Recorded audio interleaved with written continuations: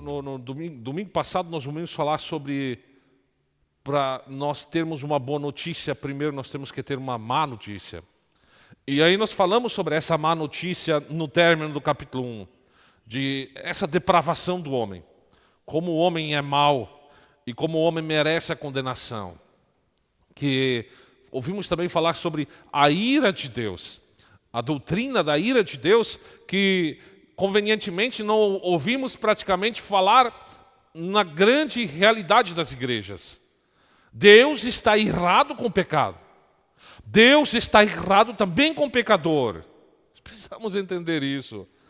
E hoje, nós vamos sentar em um tribunal.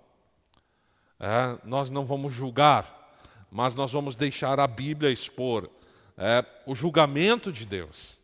Como Deus vê isso. Paulo, no capítulo 2, o versículo 1, ele começa dizendo assim: portanto, você é indesculpável, ó homem, quem quer que seja, quando julgas os outros. Pois no que você julga o próximo, condena a si mesmo, já que você pratica as mesmas coisas. Sabemos que o julgamento de Deus é de acordo com a verdade contra aqueles que praticam tais coisas. Será que você pensa, ó homem, que ao julgar os outros que fazem tais coisas, mas fazendo-as também, você escapará do juízo de Deus? Nós poderíamos dizer aqui que isso aqui é uma das partes mais gostosas da maioria dos cristãos, para eles poderem fazer os seus pecados tranquilamente. Porque eles dizem assim: você não pode julgar alguma coisa que eu faço de errado, só Deus pode me julgar. Esse é o grande problema. Eu julgar você, tanto faz. Mas se Deus não julga, isso não nos preocupa. E nós vamos hoje entender esse contexto. Vou ser o mais claro possível, né? Paulo, ele deixa claro de que o Evangelho de Deus é o quê? Seria a boa notícia, né? A boa notícia do Evangelho sobre Jesus Cristo. Agora, tem uma má notícia incluída. O Evangelho do Senhor não é apenas uma boa notícia, mas ele também é uma má notícia. Nós vimos Paulo dizendo que o mesmo Evangelho que salva é o mesmo Evangelho também que condena. E essa notícia afirma de que o ser humano, por causa da sua culpa, está sob a ira de Deus. Sob a ira de Deus. O apóstolo Paulo, ele descreve, no final do capítulo 1, a profunda rebeldia, o estado em que está o homem. Somente para nós relembrarmos isso, nós diz aqui de que Deus, ele manifestou a sua ira. Nós vemos aqui, por exemplo, no verso 23, como eram esses homens. No verso 21 diz que eles não glorificaram a Deus. No verso 23 diz que eles mudaram a glória de Deus. Eles mudaram a imagem de Deus, né? E eles estão em todo tipo de imundícia, diz no versículo 24. Verso 26 diz que Deus então abandonou eles as paixões infames. E eles mudaram o uso natural, tanto homens como mulheres. Eles se inflamaram em sua sensualidade. No verso 29 diz que eles são cheios de iniquidade, prostituição, malícia, avareza, enfim. E tudo que há de pior está descrito aqui. Esse é o estado natural do homem. E contra isso está a ira de Deus. Isso é uma acusação demasiado severa. Paulo, ele não está poupando palavras aqui. Se você ler, quem sabe, esse contexto, essa passagem bíblica em um local público hoje, você poderia até ser mesmo processado, quem sabe. Porque isso acusa fortemente a humanidade. O homem, todo homem, ele é descrito nessas passagens. E a acusação, ela recai sobre nós. Todos nós. Quem sabe, você que é um pouco, ou eu poderia dizer assim: não, mas espera aí, eu sou o Jonatas, eu sou um pastor, espera aí, isso se aplica aos outros, não a mim, espera aí, Mas aí Paulo ele faz uma análise e nós podemos dizer assim, há muitas pessoas lá fora, lá fora, nas ruas, né, nas outras religiões, que desprezam a Deus, que são arrogantes, que são infiéis, que são sem amor. Nós não somos assim. Vamos entender isso? Vamos ver se realmente é assim? Paulo ele escreve, por exemplo, aqui no versículo 1, olha só que importante é ter um pouco de entendimento em português. Ele diz assim, portanto, isso é singular, és inexcusável quando julgas. Ele está falando uma pessoa do singular. Mas, agora, no verso 1, ele começa a dizendo assim, você.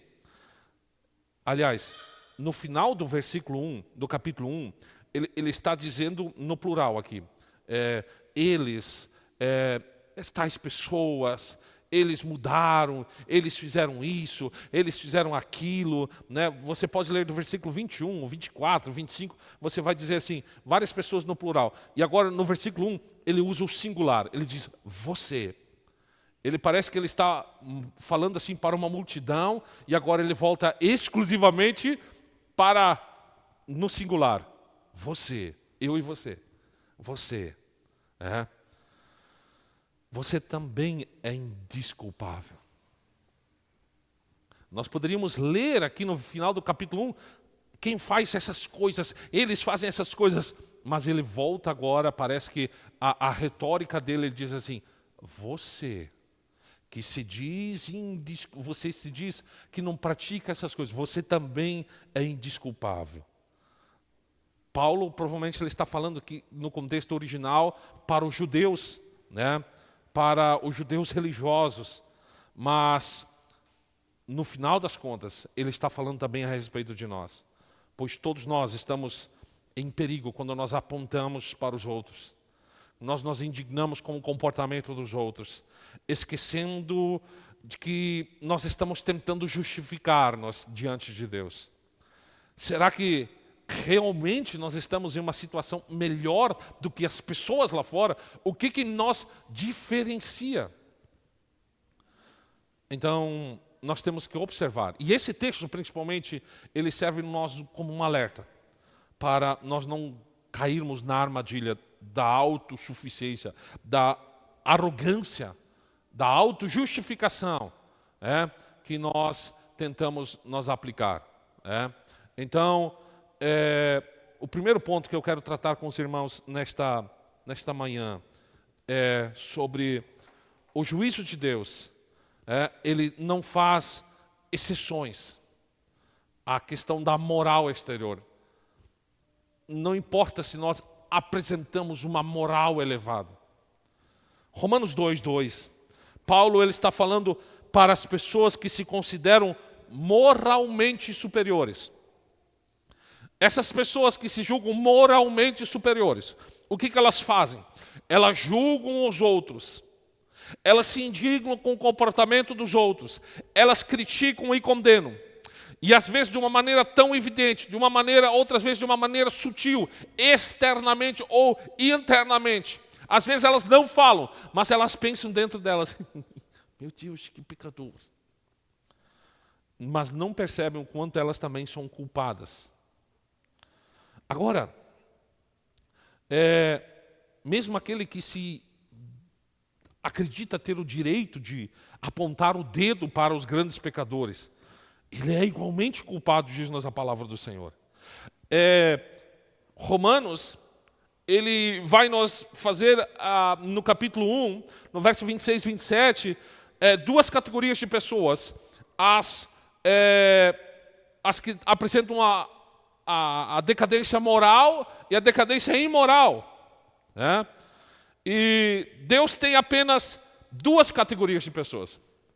Nós olhamos dentro do contexto religioso e nós fizemos uma análise externa, muito com certeza, e nós dizemos que essa pessoa é moral e essa pessoa é imoral. Deixa eu tentar trazer para dentro de um palavreado religioso. Pessoas que sentam nos mesmos bancos das igrejas. Nós dizemos que uma é carnal, que a outra é espiritual. Nunca vi enfim. Mas para Deus só há duas categorias de pessoas. Ou ela é justificada pela fé em Cristo Jesus, ou ela confia na sua própria justiça e não no Filho de Deus. Nós falamos sobre isso quinta-feira aqui. O que a religião faz? E a religião ela está tão presente que nós não notamos muitas vezes. Deixa eu tentar explicar isso em outras palavras. O que seria confiar na justiça própria? É como aquele fariseu e o publicano que entraram na sinagoga para orar. O fariseu ele batia no peito e dizia: Deus, olha para mim. Eu dou o meu dízimo de tudo que eu tenho. Eu não sou como aquele publicano. Eu faço bem aos outros, eu dou a minha esmola. Quer dizer, ele estava se gabando da sua moralidade, se julgando salvo. O que o publicano fazia? Ele não escolheu o primeiro lugar na sinagoga, ele foi lá no fundo. Ele não ousava nem olhar para cima, mas batia no seu peito e dizia: Deus, eu sou pecador, tão somente ser propício para mim. Tu vê como a religião, ela nos aprisiona, ela nos engana. A religião moral, ela nos engana. Nós pensamos de que se nós fizermos determinadas coisas, de que se nós fizermos algumas coisas na igreja, se nós somos dizimistas fiéis, e isso não é apologia de não dar o dízimo, você precisa ser generoso com a obra do Senhor, mas isso não te qualifica como um salvo, mas um salvo sim, é generoso. Ah, mas eu me visto bem, então eu sou salvo. Não, Deus ele não olha nessa perspectiva. O problema não é você fazer essas coisas. O problema é que quando você faz essas coisas, você julga os outros inferiores. Vamos voltar ao texto. Após falar sobre aqueles que vivem apertamente ao pecado, Paulo, isso no final do capítulo 1, os imorais, os invejosos, os homicidas, os enganadores, os murmuradores, os injuriadores, os desobedientes aos pais e às mães, Paulo agora ele se dirige àqueles que se acham moralmente certos, àqueles que aparentemente levam uma vida íntegra. E a mensagem de Paulo ela é clara: você também está sob o juízo de Deus e não pode escapar dele. Então, isso significa o quê? Isso significa que qualquer um que não esteja em Cristo, que não coloque a sua esperança em Cristo, é culpado do mesmo pecado que critica os outros. Não importa o quão educado, justo, refinado, com que classe que você faça essa crítica, o padrão que usamos para julgar os outros está recaindo sobre nós. Nós então estamos pegando esse pecado que está descrito no final do capítulo 1 e colocamos sobre nós mesmos. A Bíblia vai falar que aquele que transgride um ponto da lei é culpado sobre toda a lei. Então, esse é o grande problema.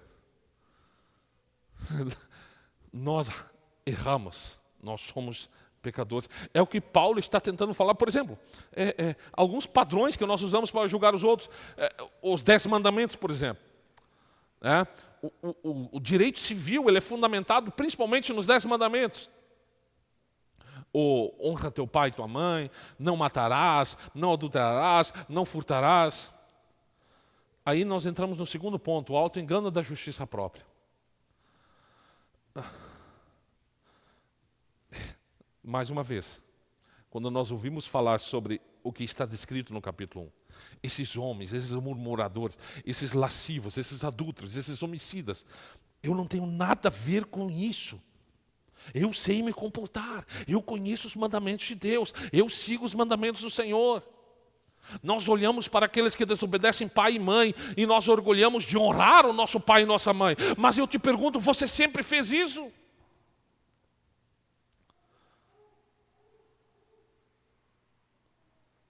Ou nós tranquilizamos quando nós lemos lá na lei, não matarás. Uau, eu não sou um assassino. Eu não mato, então nós nos sentimos justificados. Eu nunca matei ninguém. Mas será mesmo? Deus está considerando, Deus olha os nossos corações. E Jesus, ele ensinou dizendo, vocês ouviram o que foi dito aos antigos, não matarás. Eu, porém, vos digo, qualquer um que se ira contra o seu irmão estará sujeito ao julgamento. Nós dizemos, eu não cometi adultério, eu sempre fui fiel a esse mandamento, então eu me sinto justificado. Mas o que Jesus diz? Jesus diz lá no Novo Testamento, vocês ouviram o que foi dito, não cometerás adultério. Mas eu lhes digo, qualquer um que olhar para uma mulher que não seja sua, com intenção impura, já cometeu adultério com ela no seu coração. Está no mesmo patamar. Outro mandamento, por exemplo, diz, não dirás falso testemunho. Nós dizemos assim, eu não minto, eu não dou falso testemunho, será mesmo? Será que nós não distorcemos muitas vezes a verdade para nós nos parecermos melhor? Nós nunca cobiçamos algo alheio e colocamos qualquer outra coisa diante de Deus? E nós temos em muitas igrejas pastores distorcendo a palavra de Deus para parecer ela mais apreciável, mais colocável na vida das pessoas. Os padrões pelos quais nós julgamos os outros são os mesmos que nos condenam. Alguns dizem assim, a lei ela é ultrapassada, os 10 mandamentos são ultrapassados, eu sigo o Sermão do Monte. Então, eles jogam o seu coração para as bem-aventuranças. Eles dizem assim, eu sou manso, eu sou misericordioso, eu sou puro de coração, eu sou pacificador. Mas será que realmente nós somos capazes de nós encaixar nessas características? Não, somente Jesus pode fazer isso. Somente Jesus foi manso, somente Jesus foi misericordioso, puro. Ele sozinho viveu a perfeita justiça e sofreu por isso. E eu te digo nesta manhã, não há ninguém que escape do juízo de Deus. Deus, ele tomou cuidado. Romanos 3, 23. Todos pecaram e estão destituídos da glória de Deus. Não há ninguém que escape do justo juízo de Deus. Mas há um caminho para a graça. Alguns podem dizer assim, eu sempre fui justo. Mas será que isso realmente é verdade?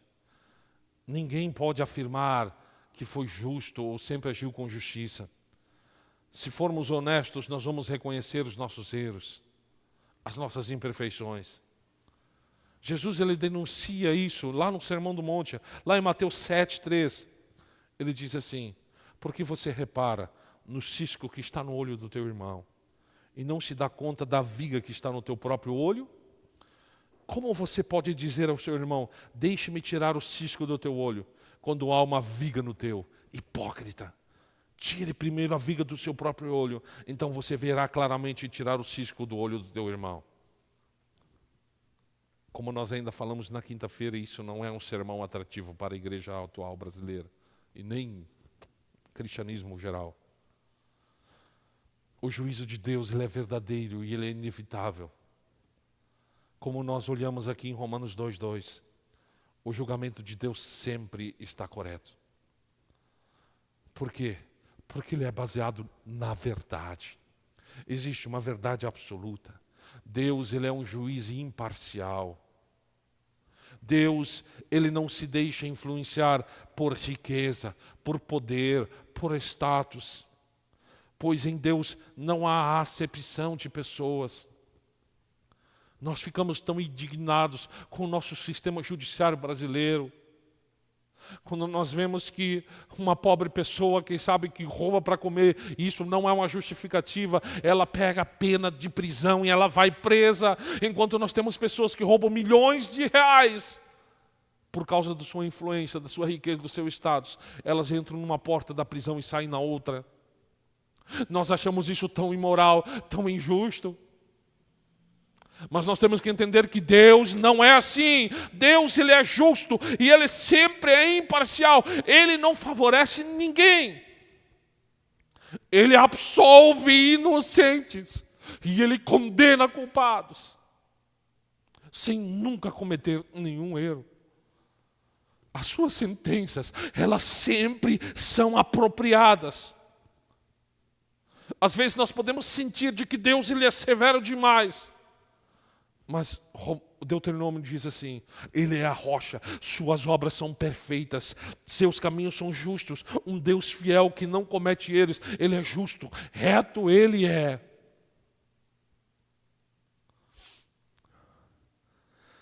Paulo ele diz que a ira de Deus contra os pecadores ela é justificada. E de que o juízo de Deus é inevitável. Preste bem atenção. Não há escapatória do tribunal de Deus. Quer dizer que os inocentes serão inocentados e os justos serão absolvidos. E a péssima notícia é: não há um inocente qualquer. Todos seremos condenados. Mas eu te pergunto, e essa é a péssima notícia, mas deixa nós virarmos a página e nós darmos uma boa notícia. Vamos fazer uma especulação aqui, então. Há um caminho para escapar do juízo de Deus? Sim, há um caminho. E deixa eu te dar uma péssima notícia primeiro. Não é pelos nossos méritos, não é pela nossa moralidade, não é pela nossa justiça própria. Absolutamente nada que você faz você escapar do juízo de Deus. Mas o caminho, o único caminho para escapar da justa ira de Deus é por meio de Jesus Cristo. A Bíblia diz que Ele tomou sobre si a nossa punição que nós merecíamos. E por meio do seu sacrifício, diz-nos a palavra do Senhor, Ele abriu um caminho para nós nos reconciliarmos com Deus. Porque Deus amou o mundo de tal maneira que Ele deu o seu único Filho, para que todo aquele que nele crê não pereça, mas tenha vida eterna. O perecer estava certo, mas aí se abriu um caminho para eu não perecer, é somente através de Jesus. O juízo de Deus ele é inevitável, mas a sua graça está disponível para todos que nele creem. Mas esse todos, eles não querem essa graça. Somente esses que creem são aqueles que têm os seus olhos abertos pela ação do Espírito Santo e colocam agora sua confiança em Jesus. Se a tua esperança está em teus méritos, você está redondamente enganado. Se a tua esperança está em aquilo que você faz, de você escapar do juízo de Deus, você está enganado. Imagina alguém morrer na cruz por você, totalmente inocente, para pagar um pecado que não é dele, mas é nosso. É como se, deixa eu tentar ilustrar isso de uma maneira mais clara. É como se o Jefferson tivesse uma grande dívida. Uma grande dívida. E isso levasse ele a uma pena de morte. E aí, bondosamente, eu vou lá e digo: Jefferson, você não deve mais nada. Eu vou assumir toda a tua dívida. Eu vou sofrer a tua condenação. Ô Jefferson, que legal.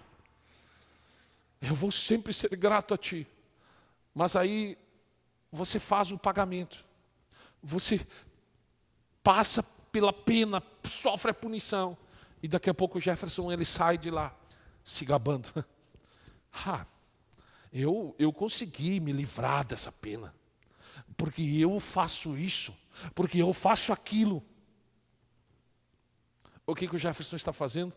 Está arrogando a glória para ele, para os seus méritos. É a mesma coisa que nós fizemos com Jesus, quando nós dizemos que nós somos bons suficientes para sermos salvos. Você vê como o sistema religioso ele é contra Deus.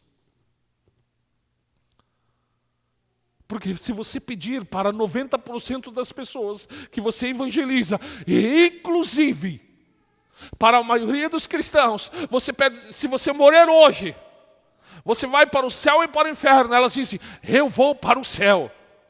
E aí você pergunta para as pessoas, e a maioria responde, o porquê você merece ir para o céu? Porque eu sou uma boa pessoa. Porque eu vou todo domingo à igreja. Raramente se esquece. Raramente essas pessoas mencionam. Porque alguém morreu em meu lugar, porque alguém pagou a minha pena, porque Jesus morreu e eu confio totalmente que eu vou para o céu por causa do sacrifício dele. Raramente você ouve isso. Sim, há um caminho. Há um caminho. E esse caminho, ele não consiste em ser moralmente melhor. A única maneira de escapar do julgamento de Deus e ser absolvido do tribunal é aceitar o veredicto dele sobre nós. Qual é o veredicto sobre nós? Sim, Senhor, você tem razão. Eu mereço ser condenado. Eu mereço a morte. Os meus pecados, eles me condenam. Nós devemos confessar, dizer, Senhor Jesus, está correto, está certo. Eu estava errado em tentar me justificar a mim mesmo. Agora eu reconheço, eu não tenho desculpas. Não há argumentos para minha defesa. Tu tens razão, eu mereço a condenação. Mas eu corro para ti, Jesus Cristo. Eu corro para ti porque eu confio em ti. Por favor, não olhes, Deus, não olhes para mim, mas olhe para o teu filho Jesus. E através de Jesus eu posso encontrar a redenção. Jesus levou a nossa punição.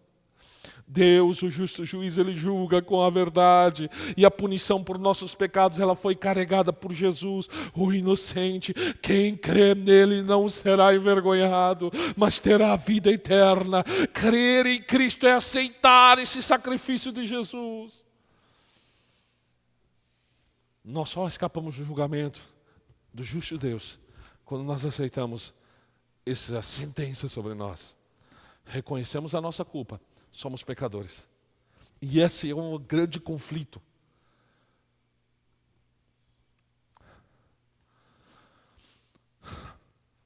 Como as pessoas vão aceitar? Como as pessoas vão reconhecer o seu pecado? Se não há quem pregue que elas são pecadoras.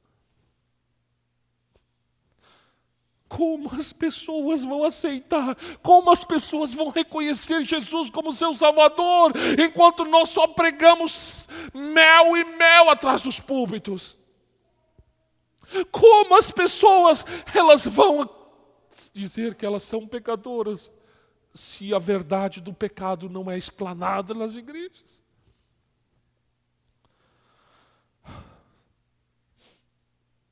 Nós compreendemos que somos culpados das mesmas coisas que condenamos os outros. O julgamento de Deus sempre é justo. O tribunal é inevitável. Estamos sem desculpa. E a nossa única esperança é Cristo Jesus.